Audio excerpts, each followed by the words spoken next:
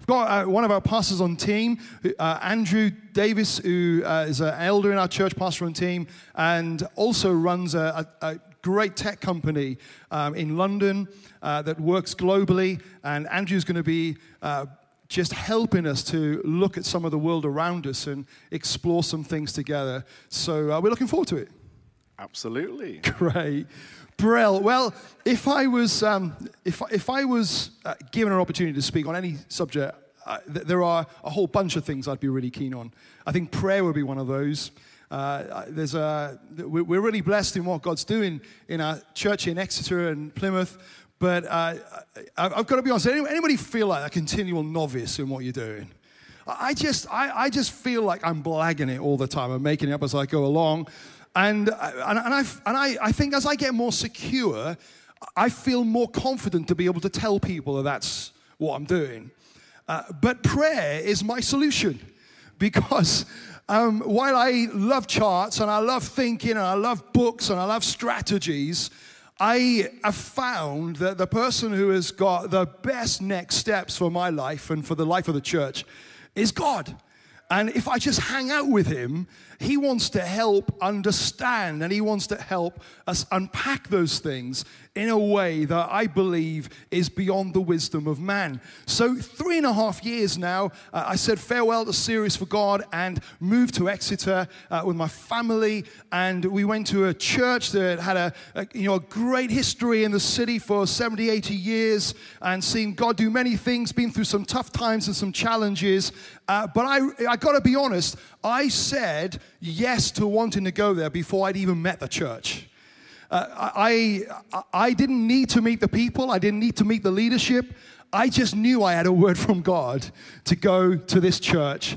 And I believe I had a mandate. And the mandate was this: I believe this city can give its life to Jesus.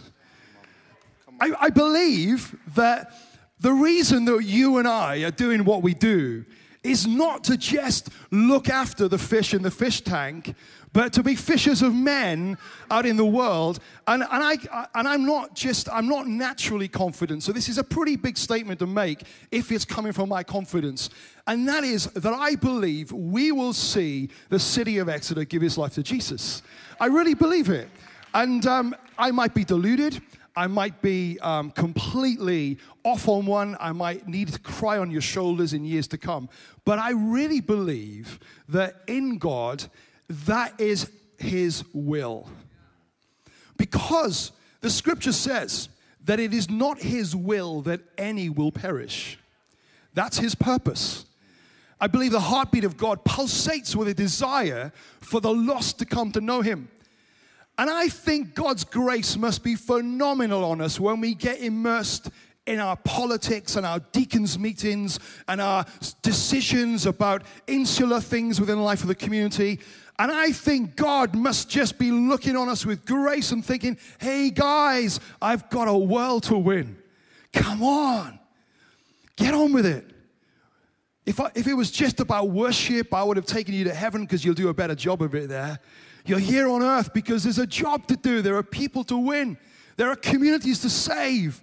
And I believe in a transformational gospel. I believe the gospel is as relevant today as it's been at any point in our history. And I believe there are people in your town, in your village, and in your city that are crying out for what it is that we carry. But we have a problem. And the problem is this: they don't connect the cries of their heart with the message that we carry. We have had a privilege over the last few years of one of our neighbors, my wife, when we arrived in Exeter, we met some people and we were praying for 3 people. And my wife committed to pray for 3 people, one of them being one of our neighbors. And she prayed every day for our neighbor. And just over a year ago, our neighbor was talking with Nita, came to our home. And Nita had a wonderful privilege of leading her to Jesus and seeing her experience the life transformational hope of the gospel. And we've seen a whole bunch of that. Just a few weeks ago, we met with a couple who are working professionally in the city, and they've never been to church all their life, and they were introduced to us through a mutual friend, and we had them around for a meal, and the first time they'd ever met us was in our home, having a meal with us. That was brave of them, wasn't it? Going to see the vicar and sitting in the home and having a meal with them, and never been to church, and they begin to offload some spiritual experiences that they've had in their life that they'd never told anybody. Now, they've got no idea this is God. They've got no idea that the Holy Spirit's at work in them. But I'm thinking, how many more people are there like this in our cities and in our communities who are just ready to grab a hold of a life transformational message, but they don't know where to go with it? And the honest truth is, they don't come to our churches because they think we're just going to preach at them. They don't think we're going to help interpret the things that God's doing and saying in their lives, because they don't know it's God. They just think it's weird. They just think it's coincidental. And we have a privilege of trying to help people understand that coincidences are actually often God incidences. A few months ago, I went to see some of the management at our local football team, Exeter City Football Club, and they were bottom of the league. You know, they're in the fourth tier of English football, bottom of the league. And I went to see the commercial manager, and I said, we'd love to put a sign around the edge of the pitch. So we had got this sign, and we'd agreed to put around, and it says Rediscover Church. And I said to him, we've got some contacts upstairs. Now, I don't know if God supports a football team, but I do believe God loves an opportunity to show off. So the team at bottom of the league, the commercial manager said to me, he said, if you could get us into the playoffs, if you could pray about that, that would be wonderful. I said, done. They hadn't won a game at home since March, right through to December when we put the sign in. December, the first game since the sign's gone in, they win it. Everybody's cheering. A little bit like that, except enthusiastically. The next game, they won it. The next game, they went on 12 games, unbeaten run. Last week, they confirmed their place in the playoffs. Now, that was actually louder than the home crowd, so well done. So, Sunday night, I sent an email to the commercial manager. I said, do you remember that conversation we had? When I walked around the ground? Do you remember it? Do you remember you said, if you could pray about us getting to the playoffs, that would be amazing. Now, I don't think this is about the football. I think this is about this moment that I'm about to take them into. And I said, we've been praying, and you're in the playoffs. And I said, I know that you would probably say it's a coincidence, but there's a famous saying that us Christians have, and that is that we've noticed that the more we pray, the more coincidences happen. I believe this has been part of God's plan. Is there any way we can get alongside you and see God do something in the club? And I had a fantastic email back from him saying, do you know, this does seem a pretty miraculous coincidence. So praise God. I believe God is looking for opportunities for us to invade and communicate and to connect with our communities and our worlds. But we have a problem, and the problem is that most of the time, most of the activity we do is presentation format. It's in services. It's behind closed doors. And I don't know how much effort you put into a sense of getting on your knees and praying and saying, God, will you this Sunday completely change the mindset of the people in my community? And I pray that even though they've never ever thought of going to church, in fact, many of them have gone further than that and say, I will never go to church. Lord, would you change their mindset so they'll walk through the doors and they'll experience our church next Sunday? You know, let's be honest, that's sometimes our best strategy. And it's not a very good one. Because if your church is growing, praise God. But it's a little bit, out there, it's a little bit survival of the fittest at the moment. I hope you don't mind me being a bit real. Like, we've grown quite a lot over the last few years, and we've seen people give their lives to Jesus virtually every week for about 16 months now. And it's great. We've had 3 alpha courses with lots of people coming who've never experienced the journey of Jesus, and they're discovering Jesus. But I've got to say to you, a lot of our church growth has come by people leaving other places because they feel called to a new adventure. And a lot of our growing churches, in fact, a lot of the statistics about church plants are that church plants are growing where they are growing by people moving from other churches? Do you mind me being honest? Because this is, unless we know our position, we can't know our purpose.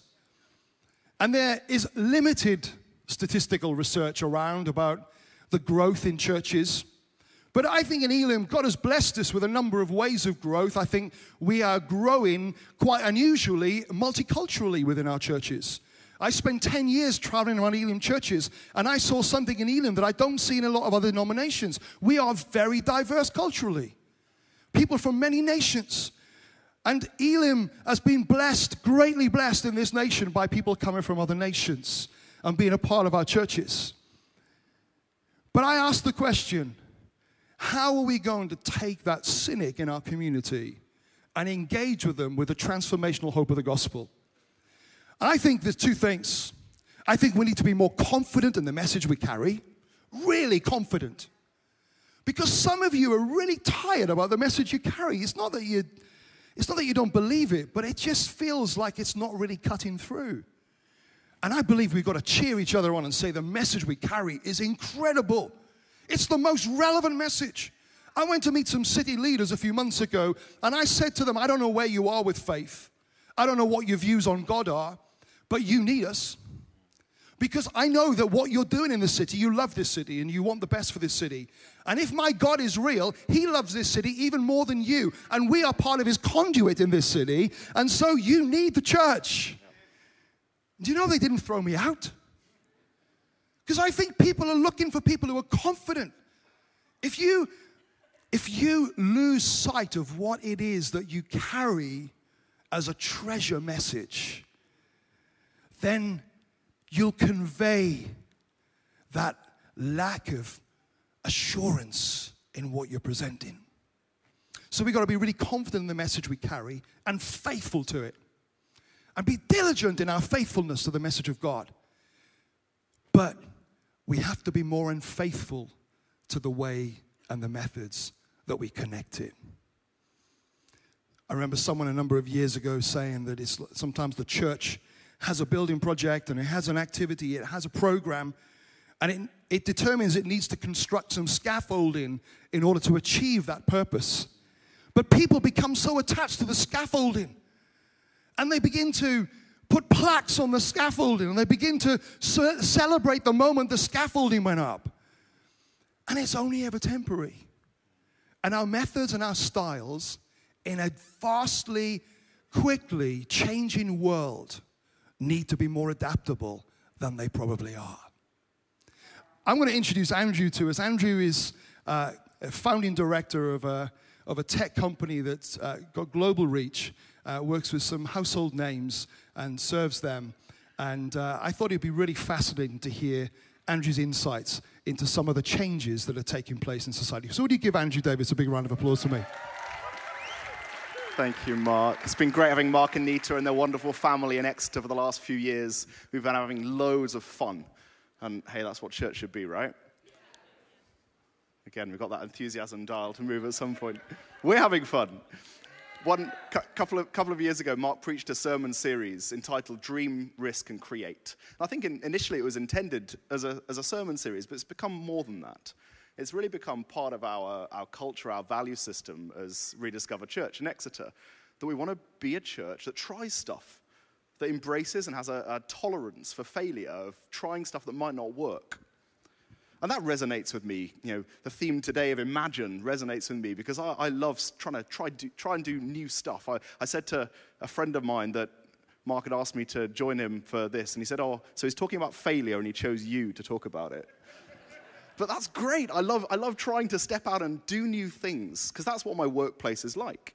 As Mark said, I run a software company that kind of applies AI, artificial intelligence, to big financial institutions, big technology companies based here and in New York. And we work with people who understand that their market, their customer base has fundamentally changed, that they buy or invest in this way, but they're still selling or influencing in this way. And they understand they've got to totally disrupt themselves. One of our contacts is very senior in a major high street bank.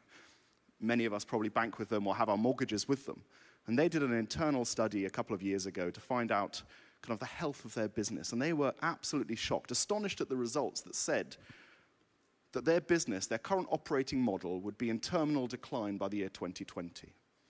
They were expecting 2030 or 2040, enough time to think about it, have a new planning session, a new strategy to put in place. But with a changing marketplace, changing regulatory environment, changing customers, new competitors coming into the market, they've only got 2 or 3 years. So from the top down, they're desperate to disrupt themselves, to find new ways of doing what they're doing.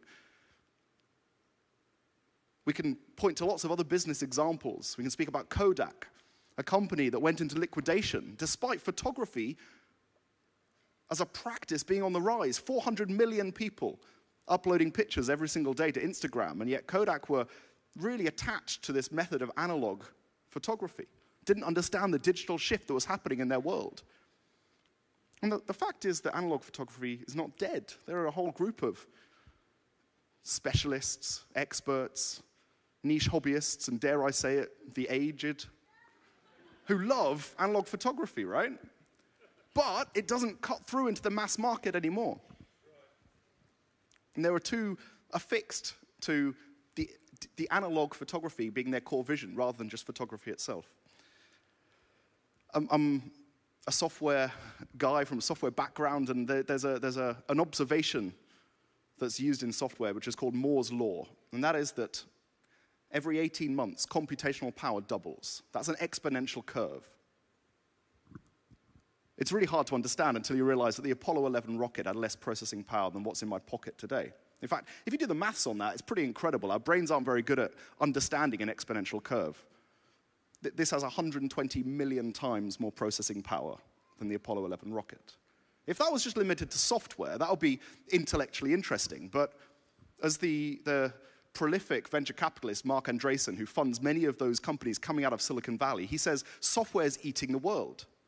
So software is impacting all kinds of other industries and verticals. So we see that same exponential progress happening, whether it be automotive. The main car companies that have dominated that industry for decades and decades, but suddenly someone comes along, Elon Musk, and builds Tesla and decides that he's going to build a nice computer that happens to be shaped like a car with wheels. And suddenly he disrupts that entire market. I don't know if you've driven one of those. Get a test drive if not. They're fantastic to turn on autopilot and let yourself take your feet off the pedals, hands off the wheel, and automatically overtake people on the A40. Incredible what those things can do. You don't need to upgrade to a new model. You just download the next software update. That's the power of exponential technology going into the automotive marketplace. We could talk through examples in life sciences, decoding the human genome, how that is accelerating. And now it's not just decoding and understanding. People are looking at building with that genetic material. We can look at a whole range of other areas like communications and education. Take communication where many of us might be WhatsApp users. 57 engineers, 7 years, and 1 billion people use it actively on a monthly basis. 1 in 7 people globally use that as a communication platform. We see politics changing very fast. I won't go there because that's above my pay grade. We see job tenures dramatically reducing, 18 months average job tenure in San Francisco, in London, and New York, where that work culture is formed. There's lots of change. But we've got an eternal message. We've got an everlasting message, a message that stays the same. And how can we connect those two? Well, let me make a bold statement that we'll build off here. In fact, many commentators would say that every business now is a media business. Customers, are attracted by the content that companies put out, that businesses attract, engage, convert, in a business sense, retain their customers through digital content. And I would say that actually church often is a media organization. We are charged with, part of our activity is creating packets of inspiration, of hope, of knowledge that can engage a world that actually isn't very interested, that might have experiences that they can't explain, but they're not knocking on the doors wanting to go to church. So if we, for a moment, imagine that church is a media organization, what of these trends are really important? Well, number one, media is no longer about how you consume it. It's about how you co-create it. There's no longer this idea that we just want to be mere recipients of information, or perhaps even just have the right to reply. We want to be involved in how it's produced, how it's shared, how it's distributed. Whether you see that in reality TV or in social media. So in a church context, why are we preaching at people rather than involving them in a story of experiencing Jesus? How are we actually sharing their stories with their peer group, with their community throughout the week? Secondly, media is digital first. Now, that might be a truism to many people in this room, but it's worth repeating. Because at 11 o'clock on a Sunday morning, the vast majority of your towns and cities, our town, our city, they're not at church, they're lying in bed watching Netflix, or they're browsing Facebook, seeing what they're going to have for lunch and who they're going to meet, or they're looking up when the football fixtures We have to be digitally first. Now, my mum and dad were missionaries with Missionary Aviation Fellowship, MAF, in Papua New Guinea. That's where I grew up. So I've got a massive amount of respect for people who go on geographical mission to unreached people groups. But right in our towns and cities, there might be people who are not geographically unreached, but they're technologically unreached. The youth leaders in here will be able to talk about how 15 and 16-year-olds are spending between 12 and 15 hours per week in virtual worlds, chasing virtual goals with many times virtual friends. So how do we become digital first as a church? Thirdly, media is short form. Yet often in church we stand talking for 45 minutes and expect people to engage with that. We're being trained by Twitter to speak in 140 characters. We're being trained by Snapchat to upload very, very short videos. And it's not just that we're creating content that's shorter. Actually, Nick Carr, in his book, The Shallows, talks about how the internet is rewiring our brain. If you look at the research into neuroplasticity, many of you might have experienced the effects of this in your own life. I certainly have, where we're bombarded with short snippets of information constantly, and it stimulates our brain, and then we try and read a book or focus on writing an essay, and that long-form task, that linear task, suddenly is really, really difficult. So how can we break up, how can we chunk this amazing, life-changing message into ways that our communities can understand? And finally, media is consumed in a way that is multi-source. You might have grown up in a Guardian household or a Daily Telegraph household, but that's not really the way people consume media anymore. In fact, regardless of your political persuasion, if we look across the pond to the United States, most people will say that the rise of Trump in the last election was enabled by the fact that people had this filter bias, whether from a single source or by reading their news via the filter of their social networks. They were seeing one perspective.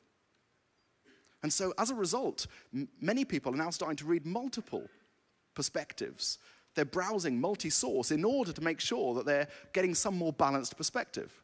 Now, what does that mean for church? Well, it certainly means that people in the pew, when we're preaching, are Googling, are checking the accuracy. In the world of fake news, there's some fact-checking going on. I confess to have done that myself. I remember not too long ago someone giving a great business testimony from across the globe of how God had moved. And with the scant information that he'd said in that sermon, I was Googling and finding out which company, what was their growth rate, looking up the CEO on LinkedIn, checking it out, making sure it was true. But we have to be people who are creating content, creating media that can be fact-checked, that can be released in the wild without cause for shame. So if those are 4 ways that media has changed, all of us really are ill-equipped. I'm certainly ill-equipped to look at that high degree of change and think what we do. And so in Exeter, at Rediscover Church, we're just trying to experiment with some of this. And I know many people in this room will be way further on the journey than us. Some won't be as far. But it's all based on trying to connect this timeless truth with a changing world. And so Mark's going to walk us through some of that journey. Yeah, our goal is not to say, hey, guys, come on, you need to open up a social media account, you need to get a camera system in your church. That's not really our goal. Our goal is to highlight that the world that we're ministering into is a very different world to what it was 30, 40 years ago. You know, I think sometimes I ask myself the question, would Jesus have communicated the way that he did if he was walking on the earth today? I think he'd have a Twitter account. You know, I think he'd be Facebook Live-ing his activity to connect with more people. I think there would be a responsiveness to that in terms of how we engage. And so the issue under question is not necessarily the method, although we're going to use some of the methods that we're experimenting with to try and illuminate and give example. We're not trying to sell these examples. We're trying to stimulate a conversation about engagement. And at the end, we'll also communicate a way that we can help just create more community so that we can look together at how we can engage more fruitfully and effectively in our communities. So let me just nail some stuff. The message is completely relevant. Amen? Okay, we need to go back and work on that one. The message is completely relevant. There's no doubt. We're not talking about changing our beliefs. We're not talking about watering down our convictions. The message is completely life transformational. The style of how we communicate that, it's about engaging and it's about speaking a language that people understand. Andrew used the example of Kodak, another example that I'm sure many people will remember just a few years ago. How many pastors on their night off will admit to spending the evening, just the first part of the night before you pick up your Chinese takeaway, in Blockbuster Video, browsing the shelves to try and watch a good, suitable, U-rated film that you and your wife could watch without any conviction of sin? Blockbuster was a pretty standard routine and a way of doing that. Films are watched and consumed more now than they've ever been, and yet Blockbuster, the stores are boarded up, and the business is completely gone. And it was nothing to do with films. It was everything to do with engagement. It was everything to do with method. And so you can be passionate. You can really love Jesus. You can be passionate about the truth that you carry. You can be committed to it. And yet your community have got no idea about that transformational truth you carry unless you're engaging. I think one of the reasons why Alpha works so well, we love Alpha where we are. We're on our third one in 12 months. I think one of the key things that Alpha works so well in a postmodern culture is that it facilitates conversation and discussion. It's not all linear conversation. It's not just presentation and then go away and think about it. And it's amazing in those conversations what really, really comes out. And if you and I want to engage with the world, we have to not just know our position, we have to know their position. If we're going to join the dots up, we've got to know, if we're going to walk across the room, to quote a Hybels phrase, we have to know where in the room they are. You know, we can't just aimlessly walk around. And so often we've been guilty in church of thinking they're not getting it. Let's shout louder. Let's just shout a bit more. Let's do a little bit more of what we've been doing that's not been fruitful, and hopefully if we do more of non-fruitful stuff, we might be a bit fruitful. And it just doesn't make sense. You know, I know, and I'm sorry if this applies to you, but I know some pastors who say, I don't really do Facebook. Well, it's like saying I don't speak to people. You know, if many of your congregation are on there, you need to be involved. Because you might have a standard system in your church about filling in cards if people have got prayer needs. You probably will find out more about the spiritual maturity of your people by following them on Facebook than you will by any discipleship session that you do. You know, we were talking just the other day, we're looking at sort of finding a way of amalgamating various information that people post on Facebook to flag up when someone gets taken into hospital and they've not told us. That we're using social media to try and help us understand the world that people are immersed in and the lives they're involved in. And this is our day. This is our moment. And it's never happened in history before. Because, now you might say to me, our church has just got old people. Have you spoken to them? Because most of them I've spoken to, they've all conceded and bought an iPad, and they've all got super high-speed broadband in their home, and they're trying to find something to use on it, to justify it. Some of the earliest adopters on technologies in our church are the older people. And it takes a little bit of coaching from the younger ones. You know, how do I do this? Remind me how I download that email thingy again. But it's amazing how engaged multi-generationally, for the first time in history, we've got this opportunity. I really do believe the best is yet to come. It's not just a great title for a great book. It's not just a great talk. My friend Tom from New Zealand preached on Sunday in our church, and he preached on the best is yet to come. But his New Zealand accent made it sound like the beast is yet to come. And so all my congregation, I've got to go and talk about Revelation when I get back now, because they're all concerned the beast is coming. Checking each other's scalp for 666 and all sorts. Seeing Unilever barcodes and going, oh. Some of you remember those days.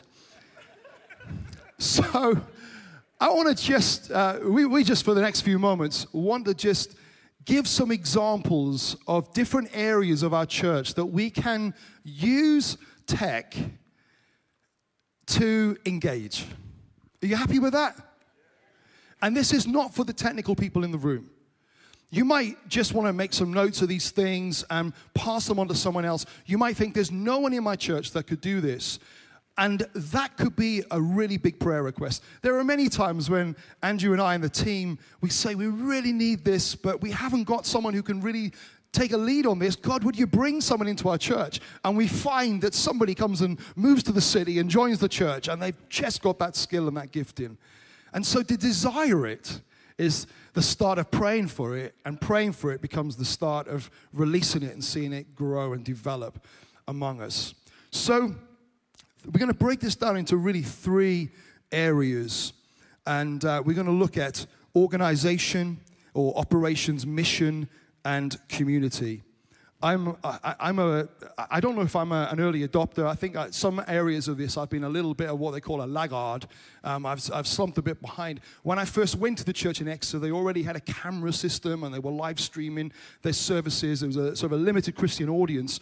And the church were in financial difficulties, and the internet payment that we were making every month to have the ability to upload HD stream was costing quite a bit of money. I went through the budget, said we can't afford this, we need to cut this out.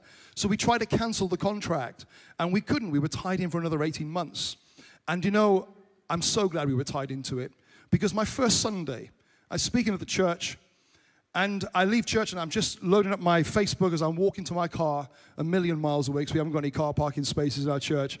And a long time to flick through my Facebook, and I look through my brother, who hasn't really gone to church for years. I can't remember the last time he ever really went to church. And he posted on his Facebook wall so his friends could see, and tagged me in and said, I've just watched my brother at his new church, and it's really made me think about my life. I thought, I'm so glad that stream wasn't. I'm so glad we didn't cancel that contract. There was someone else just a few weeks later that was, I knew had been ill for a number of years and hadn't been able to get to church for a while. And I used to phone him up about once every 2-3 months and said, how are you doing? He said, I'm doing really well. I'm enjoying coming to your church. I said, what do you mean? I haven't seen you. He said, well, I'm stuck in the house now. I can't get out of the house, but every week I watch your church. I had an email from someone just over a year ago, and they said, you've never met me, but for 6 months I've been watching your church online, and I've become a Christian, and I've been through all the back catalog of your teaching, and I've just fallen in love with Jesus. Can we meet? Of course we can meet. I'd give space for a few of those meetings every day, wouldn't you? This guy's a local businessman, pretty well known in the area, giving his life to Jesus. We had no idea about it. There's a lady that lives in another part of the country, for 20 years hasn't been to church, hasn't been able to get to church because of her illness, and she's missed Christian community. And a lady in our church phoned her up one day, said, my church live stream, why didn't you tune in? She tuned in, she wept all the way through the service, and she now will consider herself as a part of our church, and she regularly connects with what we do. And I've been convinced that there are opportunities here. There are real opportunities for the church. So let's look at some organizational stuff. First of all, if you don't have a church management software, if you're not signed up to something like Church App or Simple Church or some others, lots of them out there now, it just makes administration so much easier. How many in the room use a system, something like Church App? Isn't it brilliant? That was a real seller, wasn't it? Great, quick, just, if there's an exhibition stand out there selling it, then one at a time, please.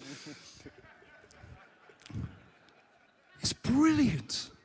We use it for all our communication, our organization, our rotas. We got people getting automated text messages saying, prayer meeting, you're leading this tomorrow night, and make sure you're there. And When new people come to the church, they fill out a welcome card and it goes into a flow, and we've got certain set arrangements of invitations they get at certain times and activities we do for them at certain times, and we can track through any time. Every visitor gets a phone call, notes are kept, so the team know how to communicate with them. It's brilliant.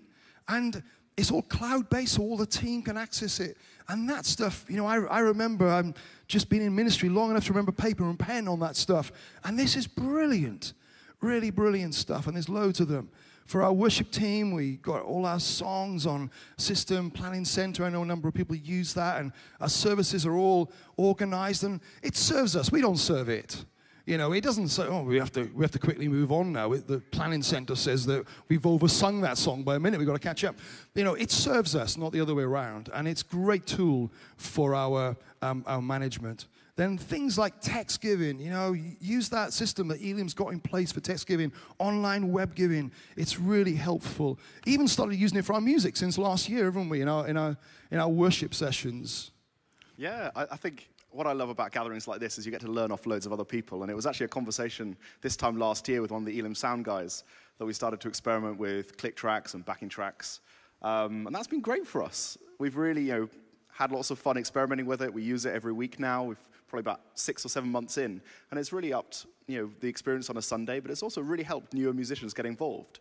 And it's just a case of trying it. It's really, scary that first time to kind of hand over some control, but actually, the Holy Spirit can still work within that framework, and it helps you do a whole lot of stuff much better.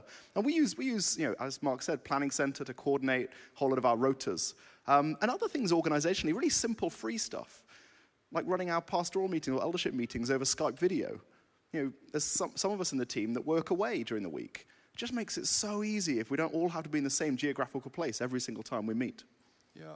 So the other week we had one of our church session meetings, and one of our team was in Finland, another one was in London, and yet we're all meeting and talking, and it's real, it's live, and it's happening here and now, and we're all in on the decisions. And you might say, well, I prefer face-to-face. Well, we all do. But it's a pretty difficult world to always make that happen. So these other things, they serve us really, really well. Websites, you don't have to spend thousands on websites any longer. There's some really great template tools out there. Programs like Squarespace, they allow complete amateurs to be able to make something that looks half decent and pretty decent. And also, if you're going to put some time into a website, make sure it's mobile friendly, because probably over 50% of people who access your church website will do so on a mobile device these days. We know, we've done the searching back of our stats of people who've clicked on our website and the pages they go on, and the vast majority of will do that via mobile devices.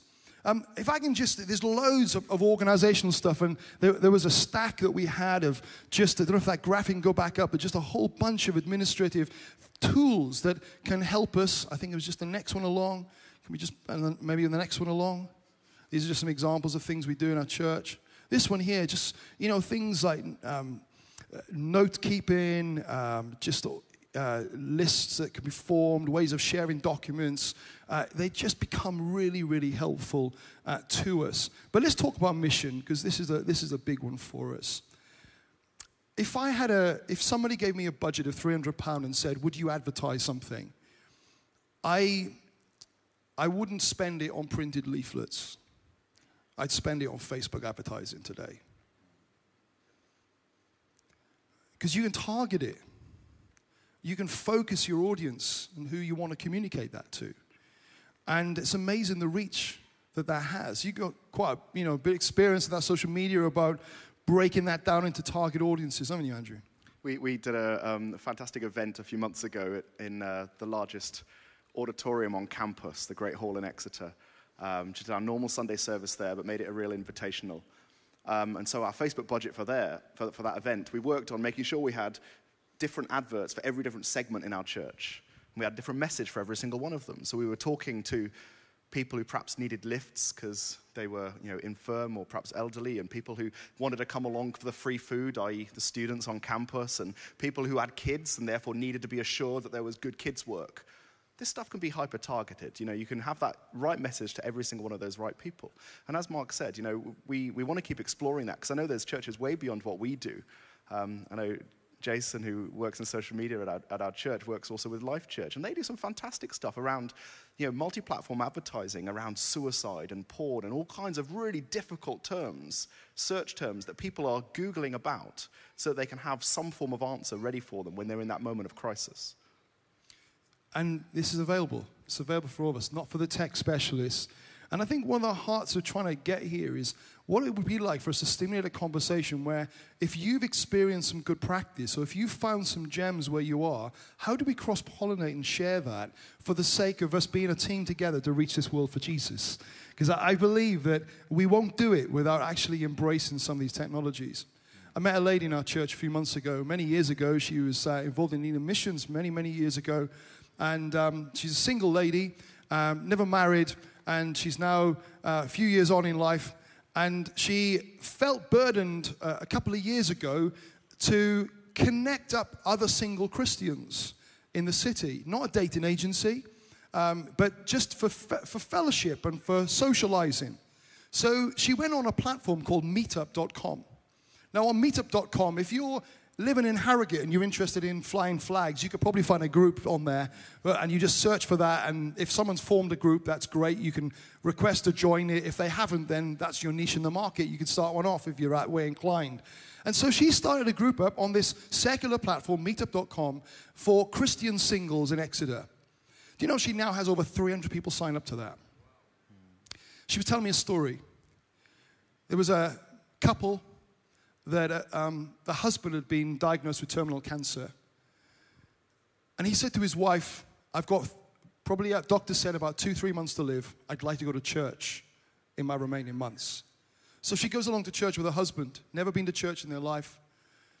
And then he died, as the doctors had predicted. And his wife went through the grief and the pain of that loss. And she was sat alone in her living room one day, and she said, I need to make some connections. And she began to remember how safe she felt with other Christians. So she went on meetup.com and she found this group for Christians who are single. And she contacted them, asked if she could meet up. And she started going along to all their social functions. They just meet up once a month and they do social events, and they go out for meals, they go out for walks, they do all sorts of things together. And one night, she's sitting in a restaurant with probably about 60 other people who'd met up on that occasion. And she said to the person sitting next to her, she said, I hope you don't mind me saying this, but you're all talking about Jesus like as if he's a real person. She turned back to this lady and said, well, we believe he is. But she said back, she said, it feels even more weird than that because it sounds like you're all in a relationship with him. And the lady looked back and said, we are. She gave her life to Jesus. And you know, there are tools like that. How many of our Christians in our congregations don't have non-Christian friends? There are so many opportunities and ways to connect and to make that happen today. And so there are tools like that that really can make a difference. A few months ago, that event Andrew mentioned, we produced a video of a story of a guy in our church that 8 months ago was homeless on the street and has met with Jesus, and something wonderful and beautiful has happened in his life. His face is covered in tattoos. You know, you can see he's had a bit of a checkered past. He's part of the National Skinhead Association. And we produced a video of his story, just a 2.5-minute video. We showed it at the event. Hundreds of people saw it, and it was great. And then we put it on Facebook. And then within a week and a half, it had 17,000 watches. EA put it on their website. It had about 5,000 watches on EA's website.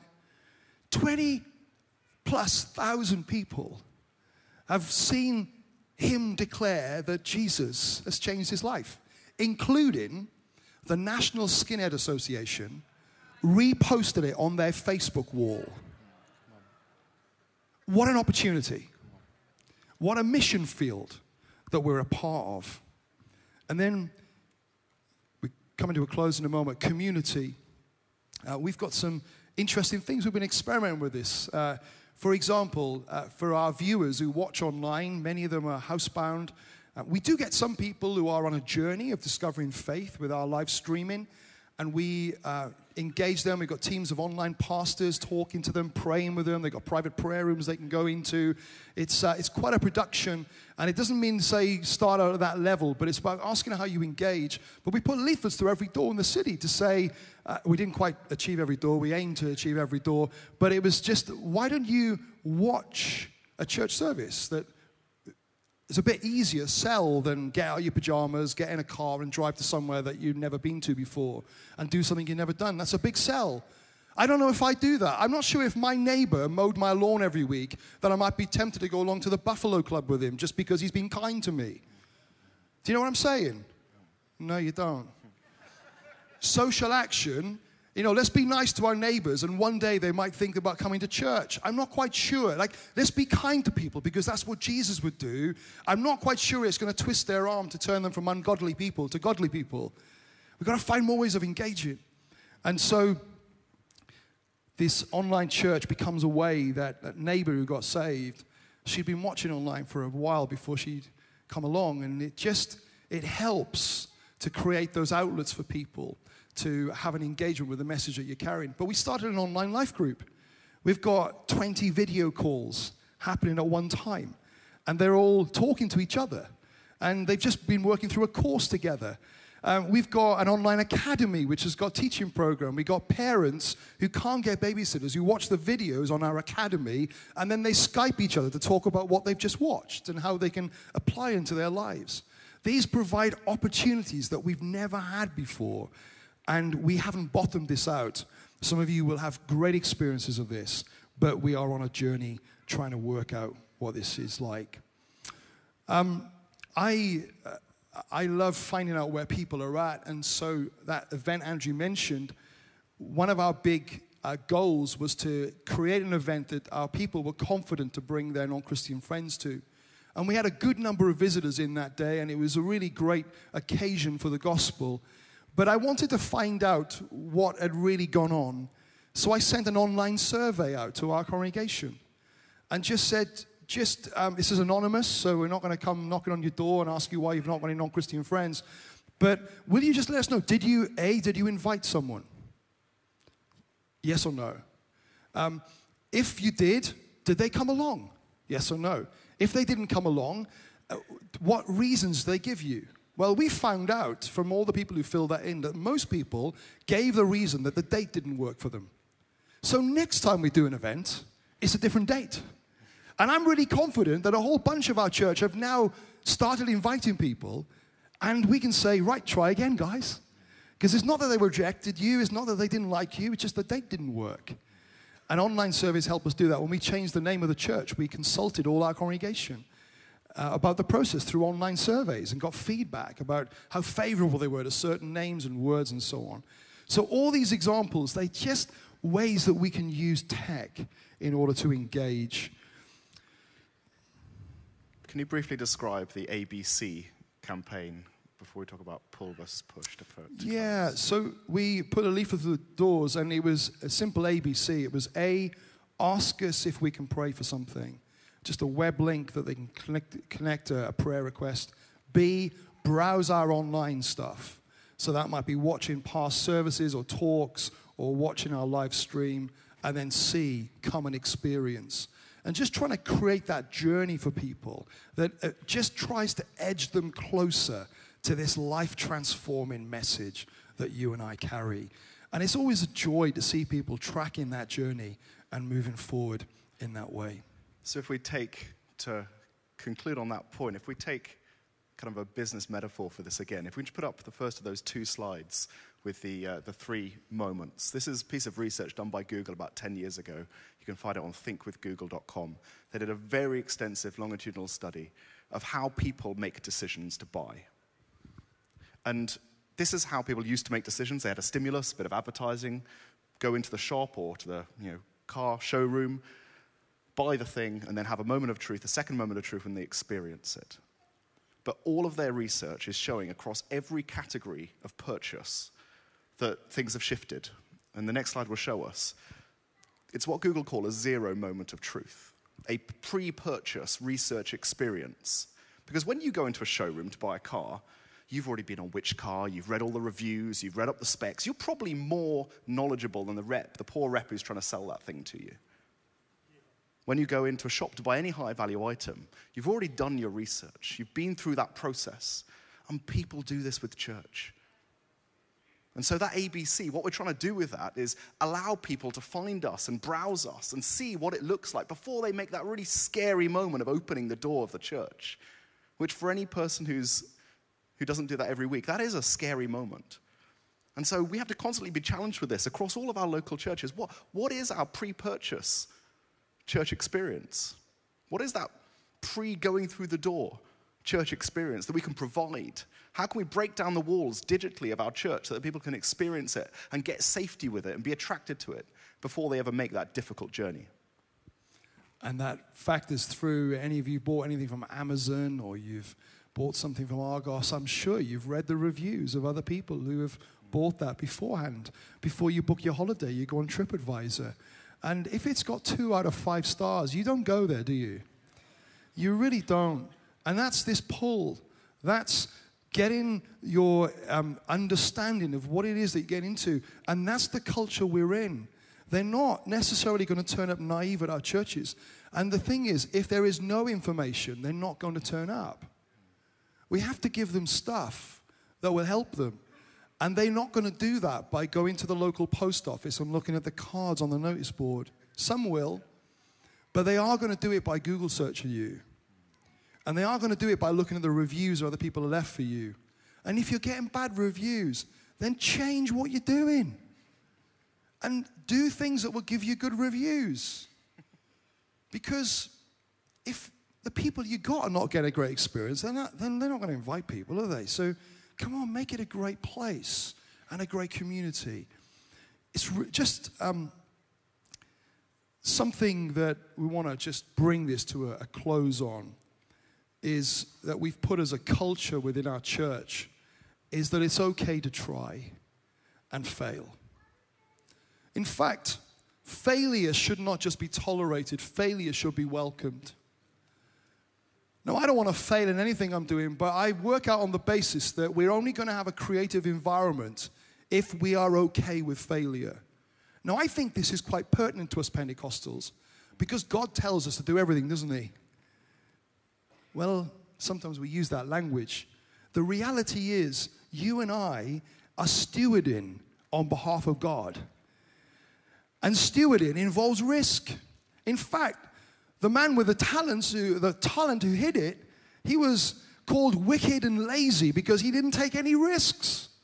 I think if the master had come back and he'd lost it all, but he had tried everything for the kingdom, I think he might have been celebrated. And I think in our churches, we've got to applaud failures.